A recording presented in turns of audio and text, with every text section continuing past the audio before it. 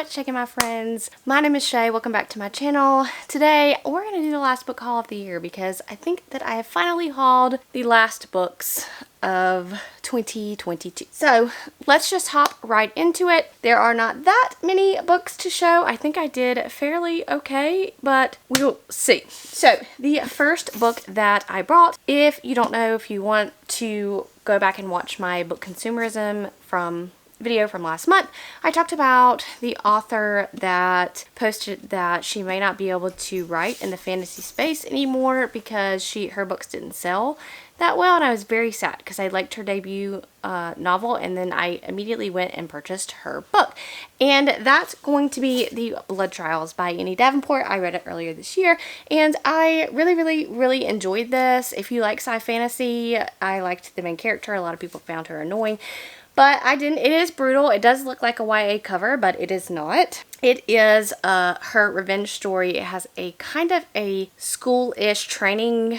kind of setting. So if those are things you like, you might like this. And of course, from Book of the Month, I got The Wilder Women by Ruth M. Lang. I have no idea what this is about, but I read Beasts of Extraordinary Circumstances. It's one of my favorite novels of all time. And so, of course, when she came out with something else, I had to buy it.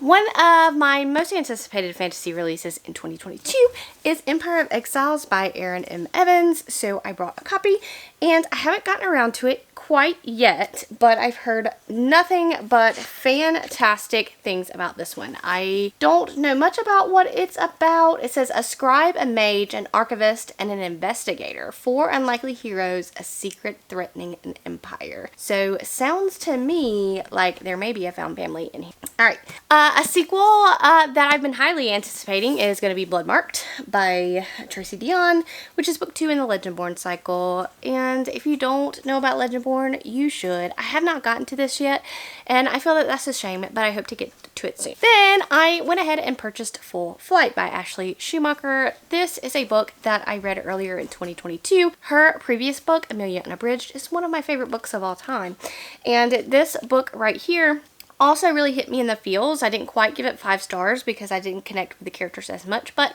I cried. And I feel like any book that's going to make you cry, totally worth buying a copy of it. And plus this cover is stunning. Then I went ahead and brought myself a copy of a book I also have read and loved, and that's going to be Finlay Donovan Knocks Them Dead. So I love the Finlay Donovan series. I started it this year, read this year. Can't wait for the new book to come out in January.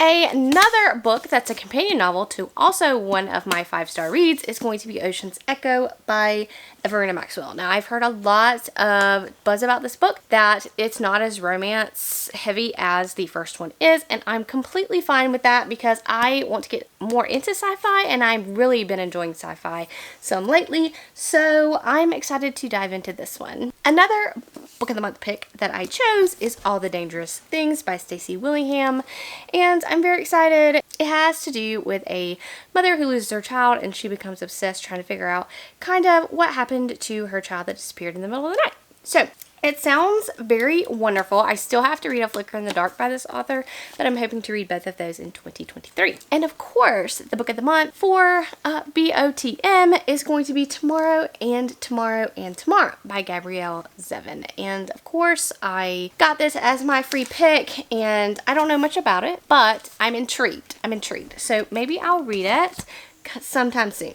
Another book of the month pick that I got that I never thought that I would own is going to be Babel by Rf Quang. So if you know me and my experience with this author, I didn't care for the Poppy War. I actually DNF'd it after the first book. I read the first book. It was fine, but nothing to write home about and nothing to continue on about, especially when I had heard that the other 2 books were not as good as the first. So I brought this book because it was a book of the month pick, and I've heard kind of 50-50 on this. So I'm interested to see where I'm going to fall, and I'm interested to see if this is going to be something that I like. So we'll see. So the last books are Christmas gifts that I did not purchase myself. The first one is going to be The Measure by Nikki Ehrlich. I think that's how you say it. This is a book regarding knowing how many years you have left to live or how many years you're going to live. So that kind of premise has always intrigued me, and I am excited to get to this, and I've heard really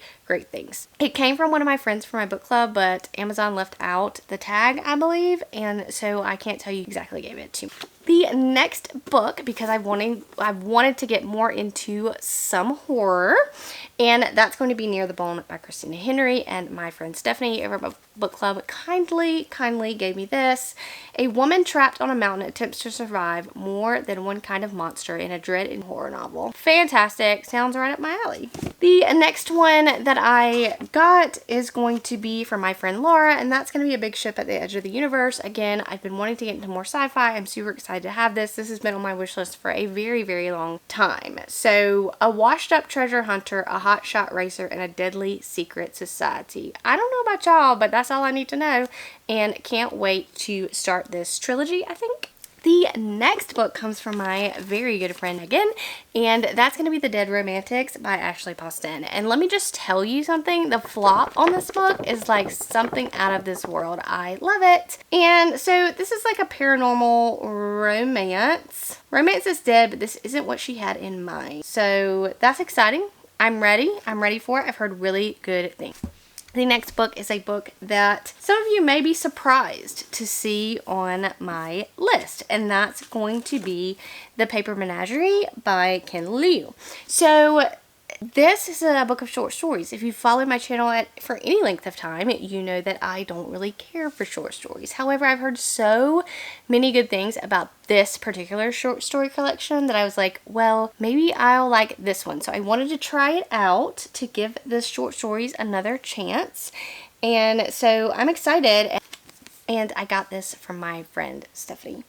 I also got a copy of A Taste of Golden Iron, which is kind of like a male-male fantasy romance, and I'm excited about that one.